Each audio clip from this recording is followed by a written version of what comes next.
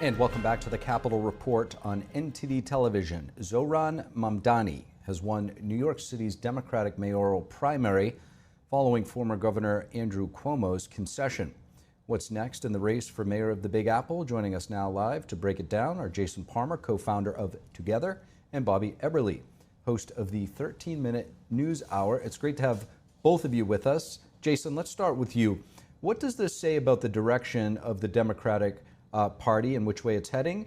And are you optimistic by the result?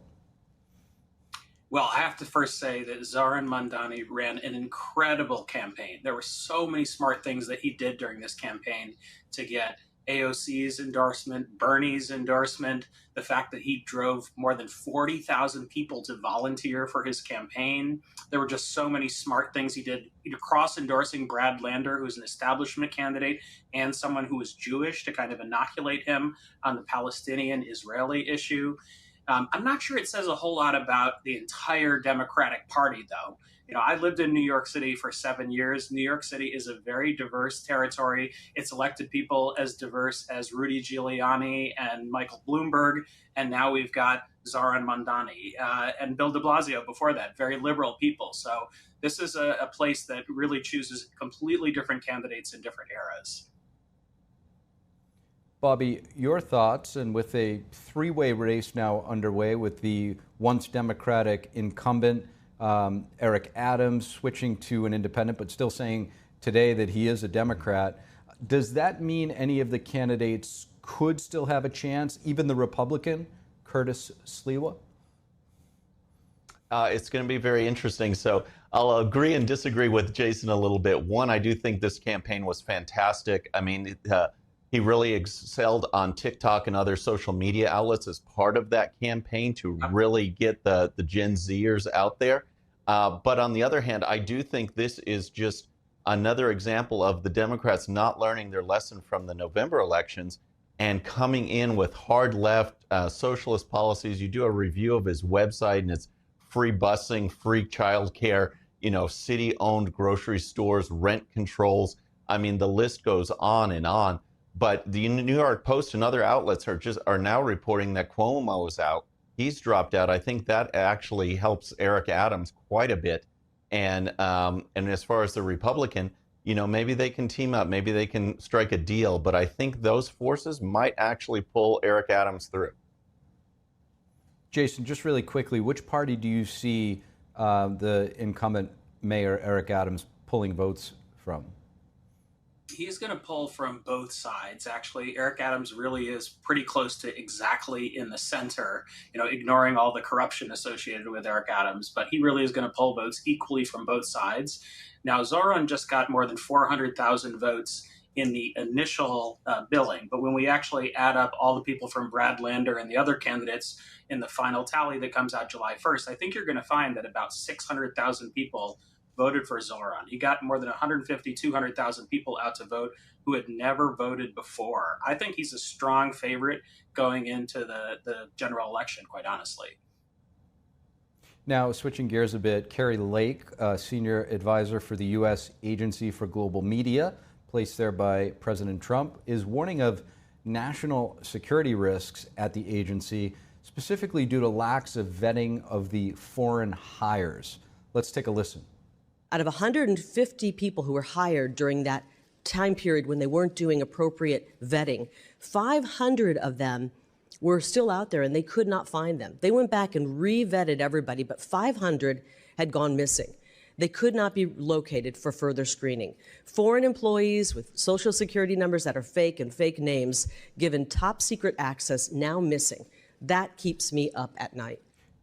Jason, how does the average American taxpayer respond when they hear something like this? And ultimately, what are some of the solutions to it? Well, I think more reporting needs to be done on this. But overall, the American taxpayer has been saying for a long time that they think that the government is too large and has too much waste, fraud, and abuse in there. And this came out most clearly in the stories you hear about immigration, where people who are legal immigrants and green card holders have been waiting 7, 8, 9 years to finally become citizens. And then you had millions of people coming across the border that didn't have any documentation, children getting lost, things like that. There are much bigger problems out there than what Carrie Lake is talking about today. But overall, there is corruption that needs to be rooted out. And that's something that both Democrats and Republicans agree upon. Bobby, to Jason's point, is this ultimately a product of big government gone wild? And how did we actually get to this point? Well, I think it's a product of kind of entrenched bureaucracy over time. You get people that unfortunately don't have the best interests of the United States at heart. And part of her testimony, I believe she described VOA as a rotting fish. So the only thing you can really do with it is throw it out and kind of start over. And some of the testimony today was really right on point. I mean, this is a Cold War era effort to, get the voice of democracy out to, the countries that were behind the Iron Curtain.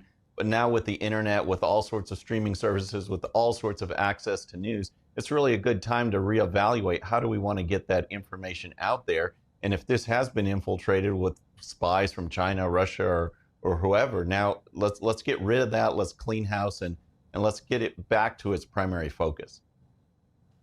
Now, another story driving the cycle still today, obviously, is the U.S. bombing of Iran's nuclear sites. The director of national intelligence and the FBI director backing up the White House today, even the director of the CIA issuing a statement saying the strikes set Iran back by multiple years. This is after some outlets reporting that the attacks only delayed it by several months due to a leaked memo that they're calling now. Here's White House Press Secretary Caroline Leavitt responding. They took bits and pieces from a leaked top secret intelligence report. And by the way, I understand the FBI is investigating who was the source of that leak because it's an illegal leak to see. Jason, how should Americans understand these conflicting reports on the effectiveness of these strikes, in your opinion? I think it's a little bit focusing on the wrong details. The American people are mostly thinking, we don't want to be in another Middle Eastern war. So they actually want those bombs to have been dropped and hopefully destroyed or set back Iran's nuclear program as long as possible. But they don't want us to get dragged into another war. So honestly, I feel a little bit like it's a Washington sideshow. Is Iran delayed by a few months? Are they delayed by a few years? The main thing is we don't want to be in another war in the Middle East. And Bobby, if you watched the president today at the press conference, his point of view seemed to be that the media was missing the story in terms of praising the brave bombers that dropped the bombs, as well as, of course, not reporting accurately on what those bombs actually did. How are you viewing this, and what does this say if it is true that that leaked memo is not accurate? Does the media lose credibility? Oh, well, I think that the military aspect of it, the pilots and the precision and the planning was executed flawlessly. So, big kudos to our men and women in uniform for executing this. But Jason's absolutely right. We've got a country that's got, foreign interference fatigue, and they don't want to deal with this. And I want to mention that the Israeli foreign minister, before the United States attacked, spoke to The Guardian in the UK and said that their own attacks had put Iran back 2 or 3 years. So you can even wonder, well, why are we doing this? What was the necessity for us to get involved? And so what we see with this news report, I think, is just an effort to kind of spur on this question that we have no idea until we actually assess, whatever that is, a week's or month, to see what the real damage is. So saying it wasn't as good as they say now only stokes those that might be interested in continuing this effort and continuing this conflict with Iran and Israel. Both of them need to calm down, and that's what President Trump has been delivering.